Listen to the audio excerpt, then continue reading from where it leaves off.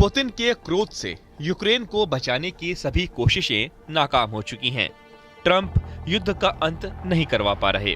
Putin के हमले तेज होते जा रहे हैं। बमबारी जैसे 3 साल पहले 24 फरवरी की तारीख को शुरू हुई, उससे भीषण 3 साल बाद जारी है। यूक्रेन दहल रहा है। शहरों के खंडहर धुआं उगल रहे हैं। बस्तियों की बर्बादी के बाद रूसी झंडे तनते जा रहे हैं। इस युद्ध त्रासदी के बीच यूक्रेन के राष्ट्रपति ने अपने पद से इस्तीफे की पेशकश कर दी है, लेकिन कुछ शर्तों के साथ। जेलेंस्की ने हार मान ली है, मगर यूक्रेन नहीं हारेगा। जेलेंस्की हर शर्त मानने को तैयार है, लेकिन यूरोप नहीं मानेगा। जेलेंस्की ने राष्ट्रपति पद से इस्तीफे की पेशकश भी की है, लेकिन पुतिन की टेंशन कम नहीं होगी। लेकिन ट्रंप का प्लान कामयाब नहीं होगा, लेकिन युद्ध का अंत भी नहीं होगा। यूक्रेन लड़ता रहेगा, पुतिन की हार तक युद्ध चलता रहेगा।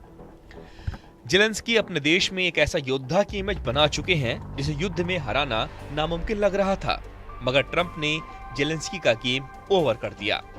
जेलेंस्की को तानाशाह बताकर ट्रंप ने युद्ध का रुख पलट दिया है। हालांकि जेलेंस्की ने भी सुपर पावर की सारी चाल की काट तलाश ली है। जेलेंस्की खुद को शहीद करके भी अपने देश की सिक्योरिटी का सॉलिड बंदोबस्त कर रहे हैं। इसके साथ ही जेलेंस्की ये श्योरिटी भी दे रहे हैं कि पुतिन का युद्ध से पीछा नहीं छूटने वाला। अब यूक्रेन के साथ यूरोपियन यूनियन खुलकर आ गया है। यूरोप के सभी देशों को पुतिन से खतरा है। यूक्रेन के बाद पुतिन उन देशों को निशाना बनाने की धमकी दे चुके हैं जिन्होंने उनका विरोध किया है। ऐसे में यूरोप के सभी देश एकजुट हो चुके हैं। इसकी तस्दीक यूरोपियन यूनियन चीफ की कीव विजिट के से हो चुकी है। यूरोपियन यूनियन तूफानी अंदाज में एक्टिव है। कीव से अंकारा तक गोलबंदी हो रही है। जेलेंस्की ने अपने पद से इस्तीफा देने का ऑफर देकर बड़ा उलटफेर किया है।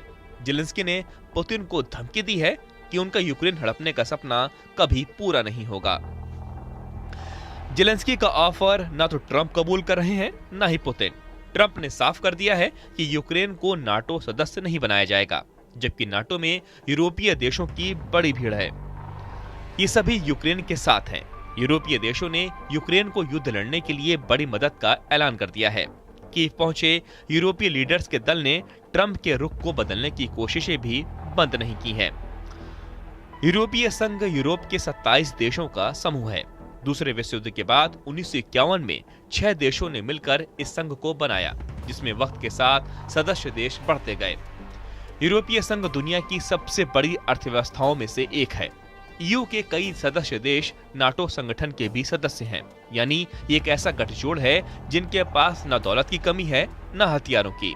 जर्मनी, फ्रांस जैसे ताकतवर देश अब तक पर्दे के पीछे से यूक्रेन का साथ देते रहे हैं, लेकिन ट्रंप के पुतिन के पाले में जाने के बाद अब ये खुलकर यूक्रेन के साथ आ गए हैं। मतलब अब आर पार का घमासान शुरू होने जा रहा है। रूस यूक्रेन की हार तक हमले करेगा। इसके बीच जो आएगा उसे भी पुतिन का प्रचंड प्रहार झेलना होगा, वो फिर चाहे यूरोप का कोई देश हो या फिर नाटो जैसा सैन्य संगठन। पुतिन की जीत की राह में आने वाला कोई भी अब सलामत नहीं बच सकता। रूस के एटमी हथियारों के वार जोन में उतरने का ऐलान भी हो चुका है।